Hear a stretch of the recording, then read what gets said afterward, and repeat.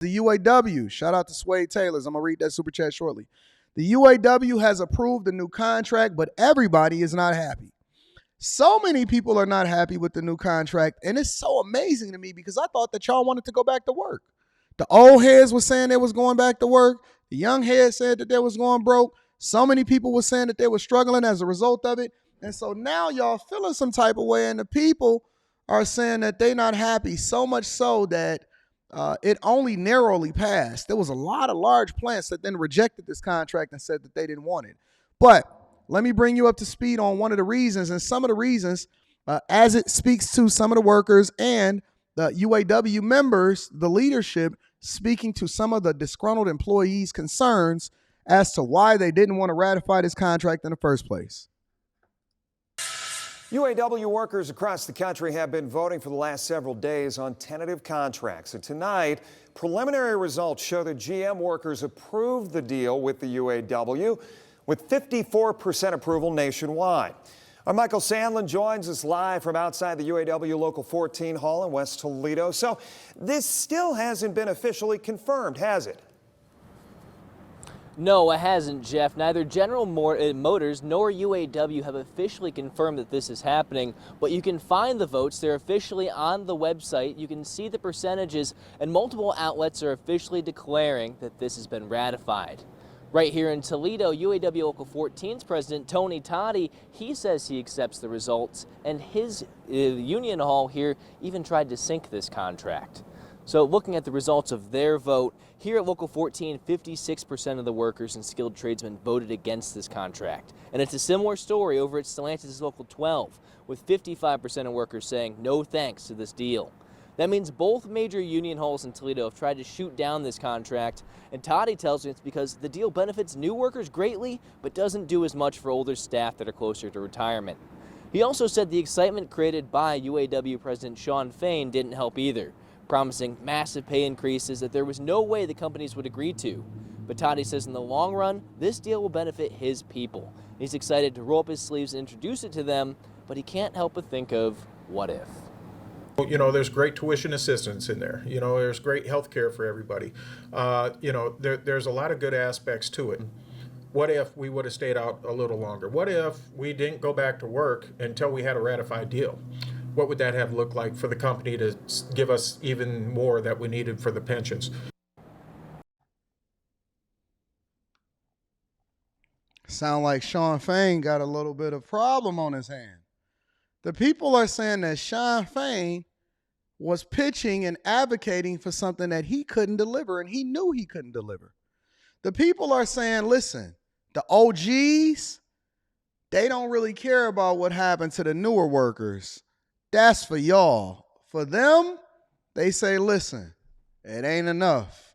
We wanted to stay on strike a little longer because we got a little bit more built up in the safe, and we was willing to wait a little longer in order to run the bag up. They say that the workers is disgruntled, that it's a lot of infighting within the UAW, regardless of the fact that they got over a 25% increase, cost of living adjustments, tuition assistance, higher contributions to their 401ks.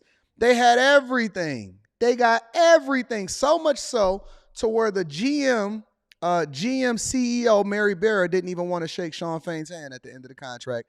And the people are mad and disgruntled. And so Shawn Fain, in my opinion, though he's getting rich and he's getting more visibility and he's continuing to run a checkup and he's testifying before Congress, I told you that this was going to happen. I told you that there was going to be a problem and some rumblings in the room. And honestly, part of it comes with leadership. And secondly, when you start to become a figurehead and the face of something and you promising something, you're not going to be able to please everybody, and the people is going to turn against you. So I think that Shawn Fain got a long road ahead of him. And I also think that the person that was speaking to that UAW local leadership member, he may be positioning themselves to run for Shawn Fain's job. We don't know. We're going to see what happens. So let's continue to keep an eye on that. I definitely will. Also, on top of that, thieves. Ain't nothing worse than a thief. Nothing worse than a thief. They said that these set of thieves, they look a certain way. We're not gonna talk about it. Ran into a secondhand store, a small business, and they ransacked it in a less than a minute with 4 masked men that was caught on surveillance cameras, shattering the glass cases, standing on top of them to reach the handbags on display, smashing grabs, not only at the large stores like the Louis Vuittons and all of that that's in the mall, but now they're targeting small business owners. Let me bring you up to speed of what's happening. A small business is ransacked by thieves in mere seconds. 4 masked robbers shatter glass cases, then stand on top of them to reach all the handbags on display. The smash and grab took place at a luxury consignment shop called JJ's Closet in Old Town Spring, Texas. The high-end Louis Vuitton bags seemed to be the target as other brands remained on the shelf. You can see one of the robbers in a red sweatsuit with his pants hanging down to reveal blue underwear. The small business owners are hoping someone will be able to identify the crooks by their body build and clothing. You mean they built like Build-A-Bears? And they got they pants down with blue. Hey, if anybody see the guy with the blue drawers on, make sure you call the police. They down there in Texas. These are some of the pre-owned items that were taken, bags valued in the thousands.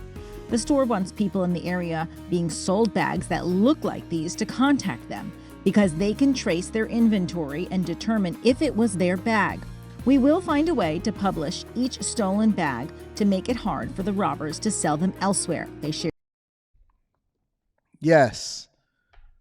Thieves with blue drawers and red joggers are now breaking into small business owners' stores that may or may not be insured in order to get their bags up. Specifically, they Louis bags up, all right? So, and then last but not least, thieves are not only targeting small businesses and large businesses, but they're also targeting delivery drivers, all right?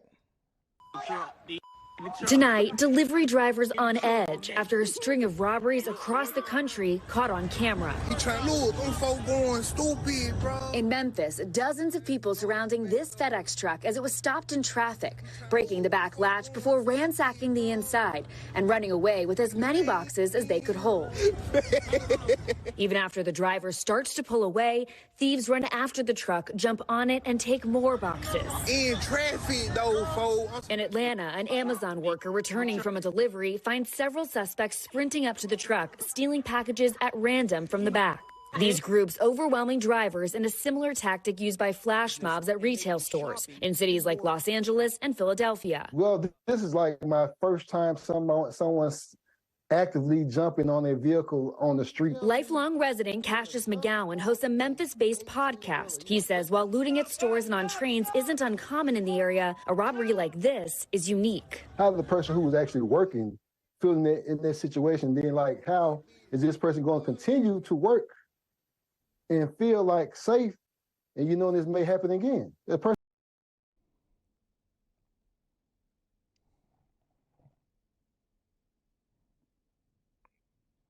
How should I address this? Should I address it with care? Should I address it with love? Should I address it at all? Or should we just let the evidence speak for itself? Amazon workers can't even deliver Amazon packages anymore. FedEx drivers can't even drive through traffic anymore. Thieves are ransacking small businesses, large businesses. Everybody think it's cute and cool, and they know who the culprits are. And then they have to pass those costs over to the consumers, or they remove themselves from being able to deliver to your neighborhood or your household. And then you start to complain about it as though it's something that you didn't even know that was familiar, that was happening in your economy and in your community. And then we want to blame the white man for it. Then we want to blame the white man. You think it's cute. Kiki, ha, ha, ha. Seeing the people that was recording on camera, putting it on social media. They're literally moving like ants out there. They're moving at the speed of lightning and moving like ants. All for what?